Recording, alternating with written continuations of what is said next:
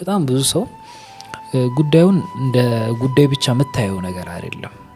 ለምሳሌ አንድ ከጃሂልያ ፓተርን ነው የወጡት እነዚህ ሴቶች like they the worst ነገሩን አይተውታል ከሆነ ፓተርን ማለት ነው። በቃ ጨቋኝ የነበረው ፓተርን ደግሞ ማለት ሁሉም አልሞተም እኮ ጃሂልያን እኮ ኤክስፔሪየንስ ያደረጉት ሰዎች መልሰው ደግሞ እስልምናን ኤክስፔሪየንስ እያደረጉ ነው የኖሩት።